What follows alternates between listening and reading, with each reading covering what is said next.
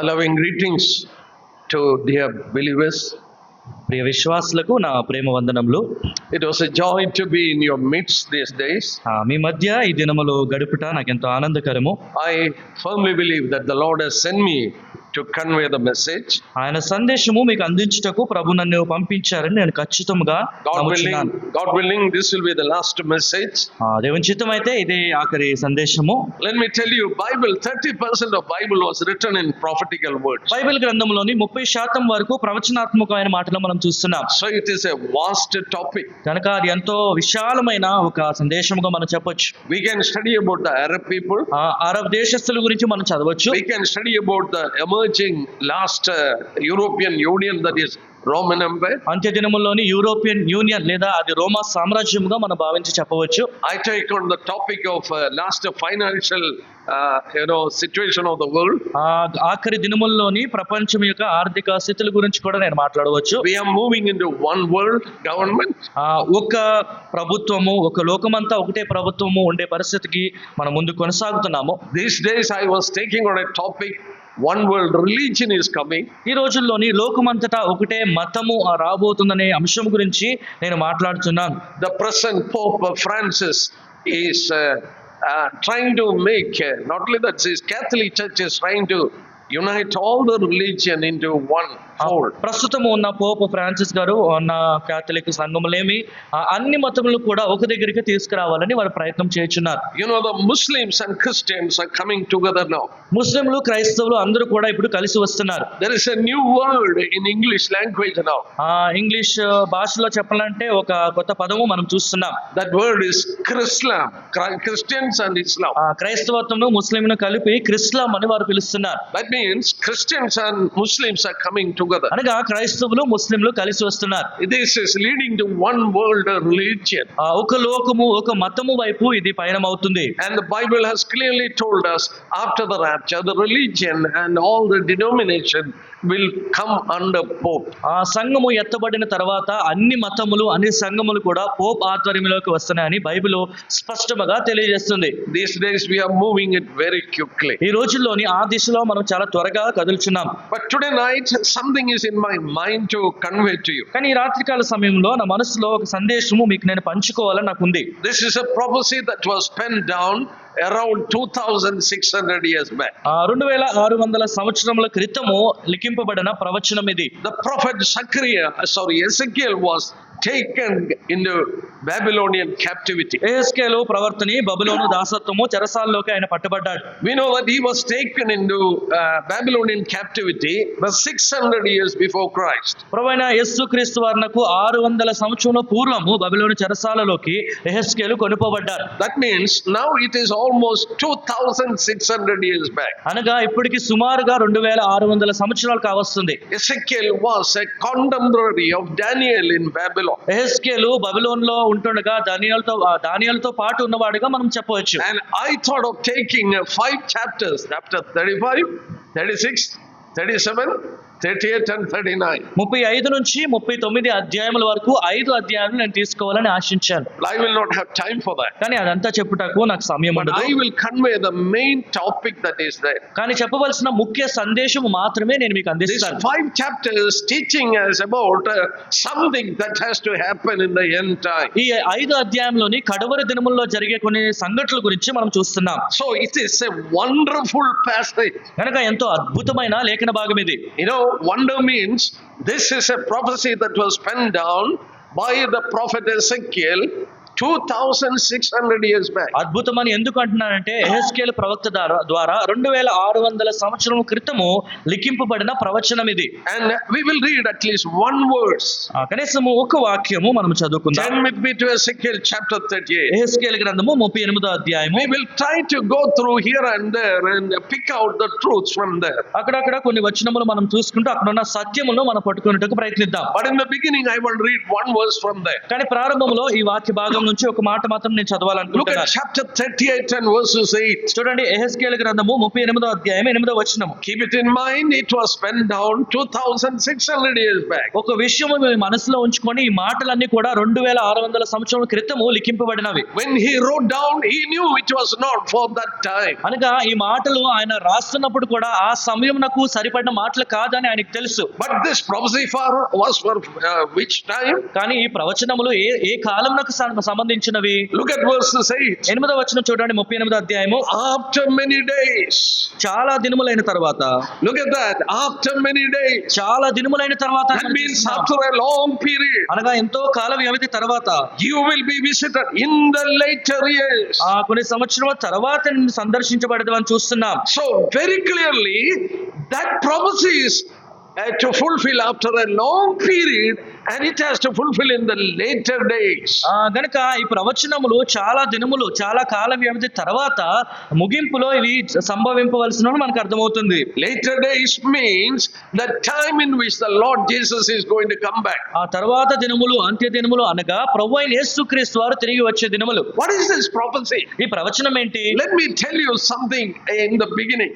ఆ ప్రారంభంలోనే ఈ మాట నేను చెప్పాలనుకుంటున్నాను. You know, there you find the coming back of the Jewish people.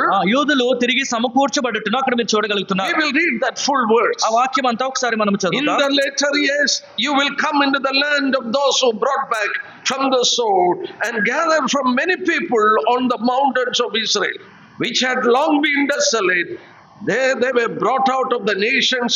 Now all of them dwell safely. యెహెజ్కేలు గ్రంథము 38వ అధ్యాయము 8వ వచనం మనం చదువుకుందాం.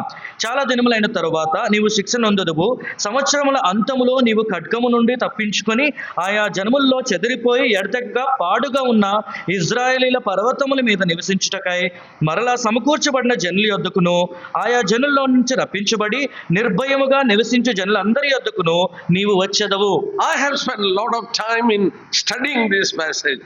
ఈ వాక్య భాగము చదువుటకు నేను ఎంతో సమయము వెచ్చించాను. When I was studying this ఈ passage, వాక్య భాగము నేను చదువుతున్నప్పుడు I came across an event అక్కడ ఒక సంఘటన గురించి నేను తెలుసుకున్నాను. that happened in 1857.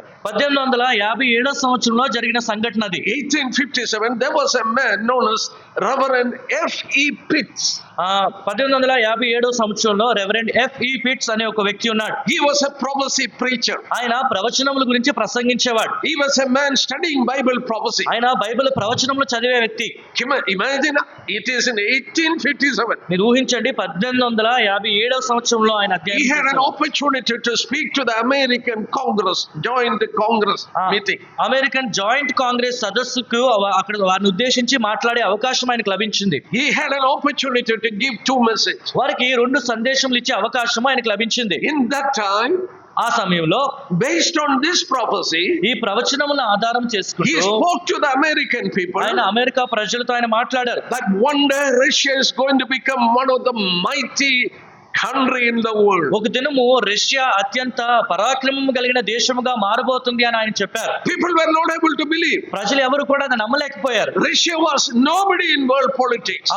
అప్పుడు జరుగుతున్న ప్రపంచ రాజకీయాల్లో రష్యా అంటే ఎవరికి తెలియదు. They are not at all an ordinary. They were under an ordinary nation. వారు కనిపించే సాధారణమైన దేశం కూడా కాదు, దానికన్నా తక్కువగానే ఎవరికి తెలియని మరుగైన ఒక దేశంగా ఉండేది. Tsar emperors were ruling. Sir చక్రవర్తులు అక్కడ వారు పరిపాలన చేసేవారు. And the people never had unity also. ప్రజలందరూ ఐక్యము కలిగి ఉండేవారు. 1905, 1805 సంవత్సరంలో Japan defeated Russia. జపాన్ దేశము రష్యా దేశం ఓడించింది. But that is not the case now.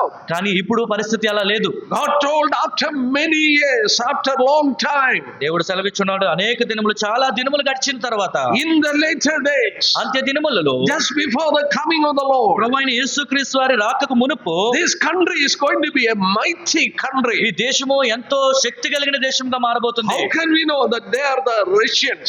వారు రష్యా దేశస్తులని మనకి ఎలా తెలుస్తుంది? We know from here that this country along with some other countries are going to attack Israel. ఈ దేశము మరికొన్ని దేశములతో కలిసి ఇజ్రాయెల్ మీద దాడి చేయబోతుందనే సంగతి మనకు తెలుసు.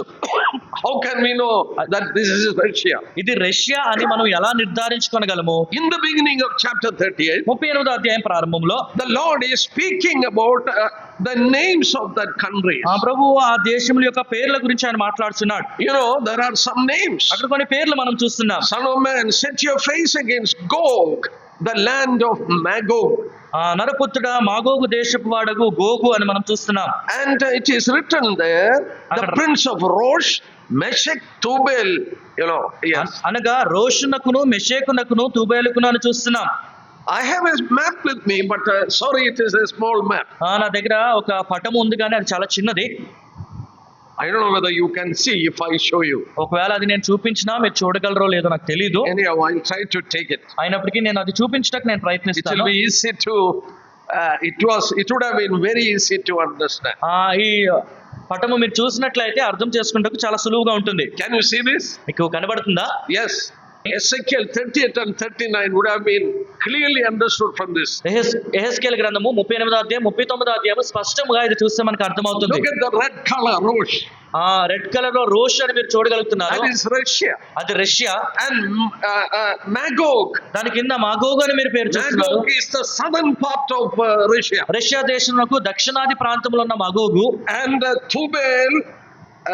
Tubal, Gomer and Togarma, they are Turkish area. తూబాలు గోమరు తోగోమరు అని చూస్తున్నాం. అది టర్కీ ప్రాంతంలోకి చెందిన ప్రదేశము. They are an ally with Russia. వారు రష్యాతో కూడా వారు ఒప్పందం చేసుకున్నవారు. You know, Rosh is actually in Arabic language, Rosh is Russia. Roshu అని అరబిక్ భాషలో దాన్ని రష్యా అని పిలుస్తుంటారు. It is Russia along with some other countries are going to attack Israel. కనుక రష్యా మరికొన్ని దేశంలో కలిసి ఇజ్రాయెల్ మీద దాడి చేయబోతున్నారు. How can you that it is Russia? అది రష్యా అని మనకు ఎలా తెలుస్తుంది? By reading and understanding this name. ఈ లేఖన భాగంలో ఈ పేరు మనం చదివి గ్రహించుట ద్వారా. You know, if you go to Genesis chapter 10, ఆదికాండము 10వ అధ్యాయానికి మీరు వెళ్ళినట్లయితే you find the name of 3 sons of Noah. అక్కడ నోవాహు కుమారుల పేర్లు మనం చూస్తున్నాం. Shem, Shem, Ham, Ham, and Japheth. యాఫేతు అని మనం చూస్తున్నాం. And we find where their children and descendants they settle. వారి సంతతి వారు ఎక్కడ నివసించుచున్నారని మనం చూస్తున్నాం. Go to Genesis 10, you will find all the names except Rosh there. చూడండి ఆదికాండము 10వ అధ్యాయంలోని ఇక్కడ చెప్పబడిన పేర్లు అన్ని కనబడతాయి కానీ రోషు మీకు కనబడదు. Genesis 10 is known as the table of nation. ఆదికాండము 10వ అధ్యాయము దేశముల పట్టికగా పిలువబడుతున్నది. And there you should go to Genesis 10 to understand these names. ఈ పేర్లు మీరు గ్రహించుటకు ఆదికాండము 10వ అధ్యాయం మీరు చదవాలి. It is actually another study. అది మరొక అధ్యయనములకు వెళ్తుంది. But I will show you another thing to understand that this is Russia. కానీ ఇది రష్యా అని మనం ఎలా గ్రహింపగలమో మరొక మాట నేను చెప్తాను. You know, God is telling from where these people are going to attack. ఈ ప్రజలు ఎక్కడి నుంచి దాడి చేయబోతున్నారని దేవుడు సెలవిస్తున్నాడు. When you look at chapter 38, చూడండి యెహెజ్కేలు గ్రంథము 38వ అధ్యాయము. look at verses 15, I think. Yes, 15. 15వ వచనం మనం చూస్తున్నాం. Then you will come from your place out of far north. ఉత్తర దిక్కున దూరమునున్న నీ స్థలములో నుండి నీవు నీతో కూడా. Is it far north? Yes. Yes, that is exact translation. ఆ తర్జుమాలో మనము దూరమునున్న ప్రాంతం అని చూస్తున్నాం ఉత్తర దిక్కున. Which is north? I told you in the earlier class. ముందు మనం చదువుకున్న అధ్యాయంలో నేను చెప్పాను. Israel is the center of world. Israel దేశము ప్రపంచమునకు మధ్యలో ఉంది. 3 times we saw in scripture as God told Israel is the center of the world. 3 సార్లు లేఖనాల్లో మనం చూస్తున్నాం దేవుడు సెలవిస్తున్నాడు ఇజ్రాయెల్ ప్రపంచపు మధ్యలో ఉంది. So whenever God says I am going to bring you from north, గనుక ఉత్తర దిక్కు నుంచి నేను తీసుకువస్తానని దేవుడు చెప్పినప్పుడు it is north of Israel. Israel దేశం నాకు ఉత్తర దిక్కున మనం చూడాలి. You take a map. మీరు ఒక ప్రపంచ పటము తీసుకోండి. North part of Israel. Israel నాకు తూర్పు దిక్కున మీరు చూడండి. There is Lebanon. అక్కడ లెబనాన్ దేశం చూస్తారు. Syria. సిరియా దేశం చూస్తారు. You know, these countries are on the north part. ఈ దేశములన్నీ కూడా ఉత్తర దిక్కున మనం చూస్తున్నాం. But God is specifying. కానీ ఇక్కడ దేవుడు స్పష్టంగా చెప్తున్నమాట. You are not going to come from the north, but you are going to come from the far north. ఉత్తర దిక్కు నుంచి నీవు రావట్లేదు కానీ ఉత్తర దిక్కున దూరమునున్న నీ స్థలములో నుండి. Look at the map. The far north is actually Russia. మీరు ప్రపంచ పటంలో దూరములో ఉన్న ఉత్తర దిక్కు చూస్తే మీరు రష్యా దేశం చూడగలుగుతారు. No other country after that. దాని తర్వాత ఇంక ఏ దేశం మనకు So కనబడదు. from there you find it is the Russians who are going to come. గనక రష్యా దేశస్తులు అక్కడ నుంచి వస్తున్నారని మనం దీని ద్వారా అర్థం చేసుకోగలం. And chapter 39, it is a continuation of chapter 30. 38వ అధ్యాయంకి కొనసాగింపుగా 39వ అధ్యాయం మనం చూస్తున్నాం. Look at verses 2. 2వ వచనం చూడండి. I will turn you around and lead you on, bringing you up from the far north and bring you against the mountains of Israel. నిన్ను వెనుకకు త్రిప్పి నడిపించి ఉత్తర దిక్కున దూరంలో ఉన్న నిన్ను బయలుదేరదీసి ఇజ్రాయేలీల పర్వతములకు రప్పించి. So God is specifying from where He is going to bring them. గనుక వారిని ఎక్కడి నుంచి తీసుకుని రాబోతుంటే దేవుడు స్పష్టంగా తెలియజేస్తున్నాడు. That is the Russians from the far north. ఉత్తర దిక్కున దూరంలో ఉన్న ప్రాంతం నుంచి రాబోతున్న రష్యా So వారు. you can identify from the scripture very clearly this is Russians. గనుక లేఖనముల ద్వారా స్పష్టంగా రష్యా దేశం అని మనకు అర్థమవుతుంది. And with the Russians, ఆ రష్యా దేశస్తులతో there will పాటు be a group of countries. వారితో పాటు మరికొన్ని దేశంలో ఉన్నట్లుగా మనం చూస్తున్నాం. That is a wonder. 2,600 years back, God told which are the countries with the Russians and which are the countries with Americans and the Europeans. ఆ Russia దేశముతో పాటు ఏ దేశములు ఉండబోతున్నాయి, ఐరోపా ఖండంలో ఏ దేశాలు ఉండబోతున్నాయి, అమెరికాతో ఏ దేశాలు ఉండబోతున్నాయని 2600 సంవత్సరాల క్రితమే దేవుడు స్పష్టంగా లేఖనాల్లో తెలియజేశాడు. Who can say like that 2,600 years back? 2600 సంవత్సరాల క్రితం అంత స్పష్టంగా ఎవరు There was చెప్పగలరు? no nations as mentioned here. అప్పుడు ఇక్కడ చెప్పబడిన దేశములు ఏమి ఆ దినముల్లో లేవు. And God told in verses 7, 7వ వచనంలో దేవుడు చెప్తున్న మాట, prepare yourself and be ready and all your companies that are gathered around, and you be a guard or a leader for them. 38వ అధ్యాయం 7వ వచనం, నీవు సిద్ధముగా ఉండము, నీవు సిద్ధపడి నీతో కూడా కలిసిన సమూహం అంతటినీ సిద్ధపరచుము, వారికి నీవు కావలి అయి ఉండవలెను. In other words, మరొక మాటలో చెప్పాలంటే Russia will be the leader. Russia దేశము వారికి నాయకుడిగా ఉంటుంది. It is a Russian alliance. ఆ రష్యాతోనే సాన్నిహిత్యము. A group of countries along with the Russians will attack Israel. రష్యాతో పాటు మరికొన్ని దేశములు కలిసి ఇజ్రాయెల్ దేశం మీద దాడి చేయబోతున్నాయి. And the Russians, I told you, they were no one in world politics. ఆ ప్రపంచ రాజకీయాల్లో రష్యా దేశం అసలు ఎవరు కాదు అని నేను చెప్పాను. In the First World War, ఆ మొదటి ప్రపంచ యుద్ధంలో 1917, 1917వ all సంవత్సరంలో the Tsar emperors were killed. ఆ స్టార్ చక్రవర్తులు అందరూ కూడా హతమార్చబడ్డారు. Every family member was killed. అన్ని కుటుంబ సభ్యులు అందరూ చంపబడ్డారు. And communist revolution took ఆ place. కమ్యూనిస్ట్ విప్లవం అప్పుడు ప్రారంభమైంది. And Russia became a communist country. Russia ఒక కమ్యూనిస్ట్ దేశముగా మారిపోయింది. 1917 October, they renounced God and they told there is no God. 1917వ సంవత్సరం అక్టోబర్లో అసలు దేవుడు లేడు అని వారు ప్రకటించారు. A country established on atheism and a country that shed blood and established by communism. ఆ నాస్తిక విశ్వాసం మీద ఆధారపడే ఒక దేశము, రక్తము ఎంతో చిందించి ఒక తయారైన ఒక దేశంగా అది మనం చూస్తున్నాం. They have killed their own people, around 30 million people, 300 lakhs. ఆ వారి సొంత ప్రజలు సుమారుగా 3 కోట్ల మందిని వారు చంపేశారు. That is communism. అది కమ్యూనిజం అని మనం But చూస్తున్నాం. they started to build a huge army. కానీ వారు ఒక సైన్యమును సిద్ధపరచ ప్రారంభించారు. Now Russia is one of the most powerful country in the world. ఇప్పుడు ప్రపంచంలో రష్యా ఎంతో పరాక్రమమైన బలమైన దేశముగా మనం చూస్తున్నాం. When they come from the northern part, వారు ఆ ఉత్తర దిక్కు నుంచి వచ్చినప్పుడు we read that they have a great air force. వారికి గొప్ప ఆకాశంలో ఎంతో సైన్యం ఉన్నట్లుగా మనం చూస్తున్నాం. Look at chapter 38 and verses 9. చూడండి 38వ అధ్యాయం 9వ వచనము, You will ascend and coming like a storm, covering the land like a cloud. గాలివాన వచ్చినట్లును మేఘము కమ్మినట్లును నువ్వు దేశం మీదకి వచ్చేదవని 9వ వచనంలో మనం చూస్తున్నాం. 38వ Just అధ్యాయం. few months back, కొన్ని నెలల క్రితము Iran sent 200 missiles against Israel. Iran Israel దేశం మీదకి 200 మిసైల్ సంధించిందని మనకు తెలుసు. They kept quiet. వారు మౌనంగా ఉన్నారు. One day, ఒక రోజు more than 120 fighter planes covered Iran and bombed. 125 విమానములు Iran మీదకి వచ్చి దాడి చేశాయి. Can you imagine 120 fighter planes covering a country? 125 యుద్ధ నౌకలు, యుద్ధ విమానములు ఒక దేశం మీదకి వచ్చి దాడి చేయటం మీరు ఊహించగలరా? That is Israel. అది ఇజ్రాయెల్ దేశము. Israel, we don't know what all destruction happened in Iran. Iran లోని ఎటువంటి నాశనము జరిగిందో మనకు తెలియదు. But Russia today is one of the most powerful, fearful country in the world. కానీ రష్యా ఈ రోజు మనం చూసినట్లయితే ప్రపంచంలో ఎంతో భయంకరమైన, ఎంతో శక్తివంతమైన ఒక దేశముగా మనం చూస్తున్నాం. They have a great air force. వారి దగ్గర గొప్ప యుద్ధ నౌకలు ఉన్నాయి, విమానములు ఉన్నాయి. Look at 38 and verses 15. చూడండి 38వ అధ్యాయం 15వ వచనం మనం చదువుకుందాం. And here it is written, a great company and a mighty army. నీతో కూడా జనములు అనేకములు గుర్రములేకి బహు విస్తారమైన సైన్యముగా కూడి వచ్చి అని చదువుతున్నాం. They have a great army. బహు విస్తారమైన సైన్యం వారికి ఉందని చూస్తున్నాం. Not only the air force, అంత వారికి విమానములు మాత్రమే కాదు, but a great army. ఒక గొప్ప సైన్యం మనం చూస్తున్నాం. When you go to Daniel 11, దానియేలు గ్రంథము 11వ అధ్యాయం మనం చూసినప్పుడు 40 verses 40, 40వ వచనం మనం చూస్తే, Russians, that is from the north, they will come with lot of ships. ఉత్తర దిక్కున వారు ఎన్నో నౌకల మీద వారు వస్తారని మనం చూస్తున్నాం. So they have a big naval force. కనుక వారికి నౌకదళం కూడా చాలా ఎక్కువ ఉంది. Sure, imagine this was penned down when Russia was nobody.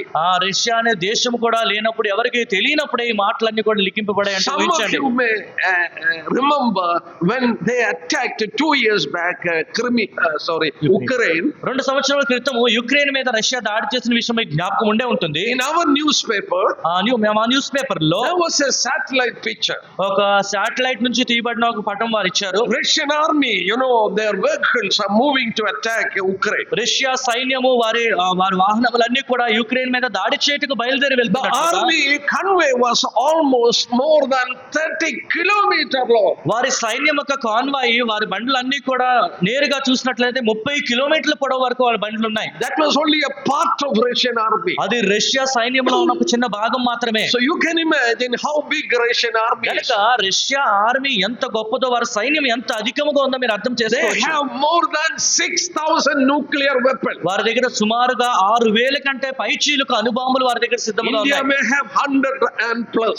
భారతదేశంలో 100కి పైచీలు ఉన్నాయేమో. And this will be the same story with Israel and all. Israel ప్రజల నుంచి కూడా ఇదే మనం ఆశించవచ్చు. Maybe 100 or 300 like that. బహుశా 100 నుంచి 300 ఆ వ్యవధిలోనే వారి దగ్గర అణుబాంబులు Russia ఉండొచ్చు. has more than 6,000 nuclear weapons. Russia దగ్గర 6,000కు పైచీలుగా అణు వెపన్స్ వారి దగ్గర ఉన్నాయి. So what is told here, that Russians are going to be the leaders to attack Israel. కనుక రష్యా దేశస్తులు ఇజ్రాయెల్ మీద దాడి చేసినప్పుడు నాయకత్వం వహించబోతున్నారని ఇక్కడ మనం చూస్తున్నాం. A great company of army will come along with them. బహు విస్తారమైన సైన్యంతో కూడా వారు రాబోచున్నారు. I am going to take only important things from here. కేవలము ప్రాముఖ్యమైన విషయాలు మాత్రమే ఈ భాగం నుంచి నేను చెప్తున్నాను. There has been around 5 war between Arabs and Israel. Arab దేశములకు ఇజ్రాయెల్కు మధ్య సుమారుగా 5 యుద్ధములు జరిగాయి. 1948, 1948లో it యుద్ధము is known as independent war. స్వతంత్ర యుద్ధముగా పిలువబడుతుంది. Almost 13 months was war between Arabs and Israel. Arab దేశస్తులకి ఇజ్రాయెల్కి మధ్య సుమారు 13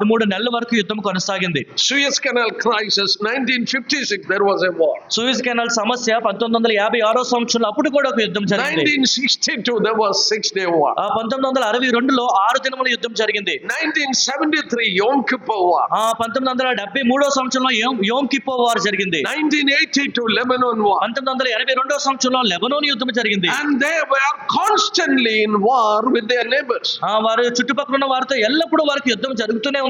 I want to point out you something here. ఇక్కడ ఒక విషయం All this war, Arab people were together to fight against Israel. ఈ యుద్ధములన్నిటిలో కూడా అరబ్ దేశంలో అన్ని కూడా కలిసి యుద్ధం చేస్తున్న ఇజ్రాయెల్ మీద. Because these Arab people are Islamic countries. ఎందుకంటే అరబ్ దేశస్తులు అందరూ కూడా ఇస్లాం మతంకు చెందినవారు.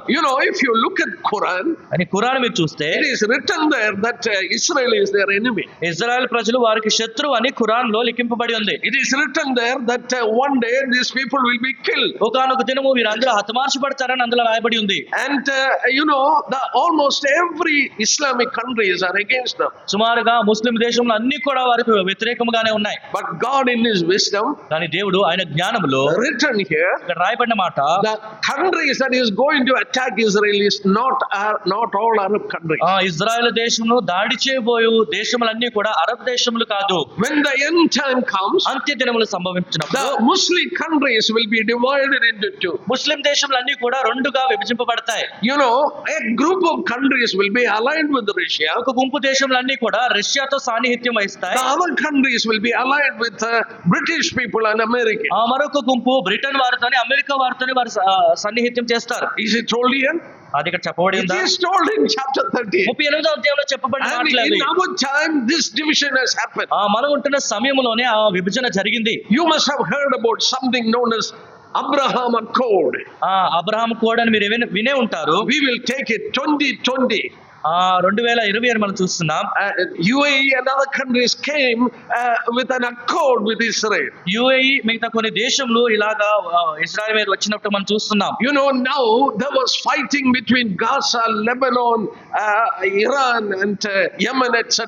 But the Arab people were keeping quiet. ప్రస్తుతము Gaza, Lebanon, Yemen, Iran, Iraq ఈ దేశములతో యుద్ధములు జరుగుతున్నాయి కానీ అరబ్ దేశంలో మౌనంగా ఉన్నట్టు మనం గమనించగలం. They were keeping quiet. వారు మౌనంగా ఉన్నారు. The missiles that were sent from Iran, even Jordan, they shot it down. Iran నుంచి పంపబడిన మిసైల్ యోర్దాను, జోర్డాన్ దేశంలో కూడా అవి పడిపోయాయి. You see the Arab countries now divided into two. చూడండి, అరబ్ దేశంలో ఇప్పుడు రెండుగా విభజింపబడ్డాయి. But is it not a wonder that God has told 2600 years back? ఇది 2600 సంవత్సరం క్రితమే దేవుడు బయలుపరిచిన మాట్లాంటి ఎంత అద్భుతం అది. It will be exactly like that. ఖచ్చితంగా అలాగే జరగబోతుంది. That these countries will be divided into two. ఈ దేశములన్నీ రెండుగా విభజింపబడతాయి. And told which are the countries that is going to be allied with Russia. ఏ దేశములు రష్యా దేశంతో కలిసి ఒప్పందం చేసుకుంటాయి కూడా చెప్పబడి ఉంది. First we will look into it. మొదటగా ఆ మాటలు మనం చూసుకుందాం. Look at the names of the country that is given here. అక్కడ చెప్పబడిన మాటలు మనం చూద్దాం. దేశముల పేర్లు. You know, we were reading verses 8. 8వ వచనం మనం చదువుకుంటున్నాం. What is written there, I don't want to explain. అక్కడ నేను వివరించాలనుకోవట్లేదు. అక్కడ ఏమి రాయబడి ఉంది? Israel was a barren country. Israel బీడు భూమిగా ఉంది. God dispersed these people four corners. దేవుడు ఈ ప్రజల్ని లోకము నలుదిక్కులా చెదరగొట్టి వేశాడు. The Lord stopped the rain there. ఆ ప్రభు అక్కడ వర్షం ఆపివేశాడు. There was no cultivation, no trees, no animals, no people. అక్కడ సాగు భూమి లేదు, పాడి పంటలు ఏమీ లేవు, పశువులు కూడా లేవు. That is what it is written, which has been long been desolate. ఇప్పుడు నుంచి ఎవరు లేని ప్రదేశంగానే మనం అక్కడ చదువుతున్నాం. But now they are brought back. ఇప్పుడు ఆ పాడుకున్న ప్రదేశంలోకి వారు తిరిగి సమకూర్చబడ్డారు. That has exactly happened. ఖచ్చితంగా అదే జరిగింది. This is a time. This is the time. ఈ సమయంలోనే When this is happening, ఇది జరుగుతున్న సమయంలో you know, a group of countries will attack Israel. గుంపైన దేశములు ఇజ్రాయెల్ ని దాడి చేస్తారని మనం చూస్తున్నాం. Who are the countries that is going to attack Israel? Israel మీద దాడి చేయబో దేశములేవి? Look at verses 5. 5వ వచనం మనం చూద్దాం. Which is the first country that we will read verse 5. 5వ వచనం మనం చదువుకుందాం. Persia, నీతో కూడిన పారసీక దేశపు వారిని, Ethiopia, Libya, verses 6. Gomer 6వ వచనంలో చూస్తే గోమేర్ అని మనం చూస్తున్నాం. and Togarma, తోగర్మాయు అని చూస్తున్నాం. they are from far north. వీరందరూ ఉత్తర దిక్కున దూర ప్రాంతం నుంచి వచ్చిన వారు. And you be a leader in verses 7. 7వ వచనంలో చూసినట్లయితే నీవు వారికి నాయకుడుగా ఉండమని చూస్తున్నాం. As we read and understand this, ఇది మనం చదివి గ్రహించిన these are the countries which is given for radical Islam. ఈ దేశములన్నీ కూడా ఇస్లాం మతంలోని ఎంతో క్రూరంగా వారు ప్రవర్తించడానికి ఇవ్వబడిన దేశములుగా చూస్తున్నాం. They are radical Islamic countries. వారు ఎంతో కఠినముగా ఇస్లాంను పాటించే దేశములు. They are not ordinary Islamic వారు countries. సాధారణమైన ఇస్లాం దేశములు కాదు. Something happened in the time in which we are living. మనం ఉంటున్న ఈ కాలములోనే జరిగిన సంఘటనలు ఇవి. First country that is mentioned here ఇక్కడ మొదటిగా చెప్పబడిన దేశము is Persia. పారసిక దేశం అని చూస్తున్నాం. Who is this Persia? ఈ పెర్షియా దేశం ఎవరు? Iran. ఇరాన్ దేశము. Persia is Iran. పర్షియా అనగా Iran. You know, Iran is a country that has funded these all terrorist groups. ఈ ప్రపంచంలో ఉగ్రవాదులు వీరందరికీ కూడా ఇరాన్ దేశమే వారికి ధనము సమకూరుస్తుంది. They funded Hamas in Gaza. గాజాలో ఉన్న హమాస్ కి వారే ఆర్థిక సహాయం చేస్తున్నారు. They funded Hezbollah in Lebanon. Hezbollah, Lebanon లో ఉన్న హెజ్బుల్లాకి వారే ఆర్థిక సహాయం They చేస్తున్నారు. funded the Houthis in Yemen. Yemen లో ఉన్న హౌదీస్ కూడా వారే ఆర్థిక సహాయం చేస్తున్నారు. They were preparing all this terrorist organization in order to finish off Israel. Israel ప్రజల్ని హతమార్చుటకు ఈ ఉగ్రవాద సంస్థలన్నింటిని కూడా వీరు సిద్ధపరుస్తున్నారు. Keep it in mind, Iran is not an Arab ఇది country. మీరు మనసులో ఉంచుకోండి. ఇరాన్ అరబ్ దేశం కాదు. Iran is Muslim, but they are not a Sunni Muslim. Iran Muslim దేశం గాని వారు సున్నీ ముస్లిమ్స్ కాదు. They are Shiite Muslim. వారు షియా ముస్లిం గా మనం చూస్తున్నాం. And something happened in Iran. Iran లో ఒక సంఘటన జరిగింది. Iran was ruled by Muhammad Reza Shah. Mohammed రజా షా ద్వారా ఇరాన్ పరిపాలన అవుతూ ఉండేది. He is the king. ఆయన అక్కడ రాజు. And when Muhammad Raza Shah was ruling, ఎప్పుడైతే మహమ్మద్ రజా షా పరిపాలన కొనసాగుతుందో, Iran was a friendly country with Israel and the European countries. Iran Israel దేశంతోని ఐరోపా ఖండంలో ఉన్న దేశంలో అన్నిట్లో సాన్నిహిత్యం వహించేది. Very friendly country. చాలా సాన్నిహిత్యంగా ఉండేది. And they were very friendly with Israel. వారు స్నేహితులుగా ఇజ్రాయెల్ తో కూడా But ఉండేవారు. something happened there. కానీ అక్కడ ఒక సంఘటన జరిగింది. 1979, 1979 there సంవత్సరంలో came a revolution there. వారి మధ్య ఒక విప్లవము చోటు A చేసుకుంది. Islamic revolution. ఇస్లాంలో ఒక విప్లవము. Muhammad Shah had to run away from Mohammed that. Shah అక్కడి నుంచి పారిపోవలసిన పరిస్థితి ఏర్పడింది. Another man known as Ayatollah Khomeini. Ayatollah Khomeini అనే వ్యక్తి, He was exiled and he was in Paris. He landed back. ఆయన దేశం నుంచి బహిష్కరింపబడి ప్యారిస్ లో ఉండేవాడు తిరిగి దేశంలోకి వచ్చాడు. His secret plan was, came out. ఆ రహస్యంగా ఆయన రచించిన ప్రణాళిక బయటపడింది. His secret plan is the destruction of Zionist regime, that is completely destroy Israel. ఆయన రహస్య ప్రణాళిక ఏంటంటే ఇజ్రాయెల్ ప్రజల్ని పూర్తిగా నిర్మూలం చేయట. This Khomeini is ruling there. అక్కడ ఖొమేని ఇప్పుడు అక్కడ పరిపాలన చేస్తున్నాడు. It is their religious duty. అదొక మతపరమైన బాధ్యతగా వారు భావిస్తున్నారు. Finish of wiping out Israel. Israel ని పూర్తిగా నాశనం చేయాలి, తుడిచివేయాలి. And now this war is started by Iran actually. ఇప్పుడు ఈ యుద్ధము వాస్తవానికి ఇరానే ప్రారంభించింది. Keep it in mind, Iran doesn't have border with Israel. Iran దేశం నాకు ఇజ్రాయెల్ తో సరిహద్దు లేదనే విషయం మీరు No, మనసులో India, ఉంచుకోండి. Pakistan there was war. India Pakistan మధ్య యుద్ధం జరిగింది. India, China there was war. India China మధ్య యుద్ధం జరిగింది. Because there was border dispute. ఎందుకంటే ఈ దేశముల మధ్య సరిహద్దులు ఉన్నాయి, సరిహద్దుల కొరకు గొడవలు జరిగాయి. Iran is 1,500 miles away. Iran దేశము 1500 మైళ్ళు ఇజ్రాయెల్ దేశంలో దూరంగా ఉంది. There is no border. వారి మధ్య సరిహద్దు Then కూడా లేదు. why they want to fight with Israel? మరి వారు ఎందుకు ఇజ్రాయెల్ తో యుద్ధం And చేయాలని Israel has ఆశిస్తున్నారు? never gone to fight with these people. Israel ప్రజలు ఎన్నడూ కూడా వారి మీద యుద్ధం చేయటకు వెళ్ళలేదు. And God has revealed the first country to be allied with the Russia is Iran. రష్యాతోని మొట్టమొదట ఇలాగ ఒప్పందం కుదుర్చుకునే దేశముగా ఈ పారసిక దేశము అనగా ఇరాన్ అని దేవుడు స్పష్టం చేస్తున్నాడు. When I was taking classes on book of Daniel, దానియేలు గ్రంథం మీద నేను ఇలాగ the తరగతి light came into my mind. నా మనస్సునకు ఈ తలంపు ఇలా వచ్చింది. I will show you that. ఆ మాట నేను మీకు Why చూపిస్తాను. Iran is the country that is funding all the terrorist Iran groups. దేశము ప్రస్తుతం ఉన్న ఉగ్రవాద సమస్యలు అన్నిటికీ ఆర్థిక సహాయం ఎందుకు చేస్తుంది? They are trying to make atom bomb. వారు అణుబాంబులు సిద్ధపరచుటకు వారు ప్రయత్నిస్తున్నారు. And they have publicly declared this atom bomb is to finish off Israel. ఈ అణుబాంబు ఇజ్రాయెల్ ప్రజల హతమార్చుటకు అని బహిరంగంగానే వారు తెలియజేశారు. Why Iran is like that? Iran ఎందుకు అలా ఉంది? Because they don't have any border dispute or anything. ఎందుకంటే వారికి సరిహద్దు గొడవలు ఏమీ లేవు. Turn with me to, we need to understand as believers. విశ్వాసులుగా ఈ విషయాలు మనం When I గ్రహించగలగాలి. was reading chapter 10 of, I was taking class on book of Daniel chapter 10. దానియేలు గ్రంథం మీద నేను అధ్యయనము చేయుచుండగా చేస్తుండగా I will take only what is needed, otherwise it will take another 1 hour. దాని కొరకు మరొక గంట వెచ్చించాలి కనుక మనకు అవసరమైన మాటలు మాత్రమే మనం చూసుకుందాం. See who is ruling there now. అక్కడ ఎవరు పరిపాలిస్తున్నారో మనం చూద్దాం. Babylonian empire is gone. బబులోను సామ్రాజ్యం అయిపోయిన తర్వాత Persian empire. పెర్షియా సామ్రాజ్యము, It is the same Iraq.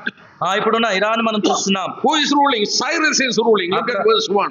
10వ అధ్యాయము మొదటి వచనం మనం చూసుకుందాం. In the 3rd year of Cyrus, king of Persia. పారసిక రాజుకు కోరేషు పరిపాలన కాలంలో And he is ruling there. ఆయన అక్కడ పరిపాలన చేస్తున్నాడు. See, Daniel is praying to God. దానియేలు దేవునికి ప్రార్థన చేస్తున్నాడు.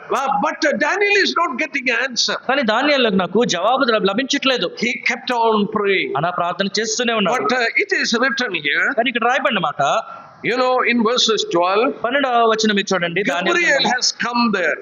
10వ అధ్యాయం 12వ వచనంలో గబ్రియల్ దూతను మనం చూస్తున్నాం. Gabriel is telling, do not fear Daniel, for the first day that you set your heart to understand and to humble yourself before your God, your word were heard, and I came because of your word. Gabriel దూత చెప్తున్న మాటలు దానియేలు గ్రంథం 10వ అధ్యాయం 12వ వచనం మనం చూస్తున్నాం. అప్పుడు అతడు, దానియేలు భయపడకుము, నీవు తెలుసుకొనవలెనని నీ మనస్సును అప్పగించి దేవుని ఎదుట నిన్ను తగ్గించుకొనిన ఆ మొదటి దినం మొదలుకొని నీవు చెప్పిన మాటలు వినబడినవి గనుక నీ మాటలను బట్టి నేను వచ్చితిని. Gabriel has come from the first day itself. Gabriel మొదటి దినం నుంచే వచ్చాడని మనం చూస్తున్నాం.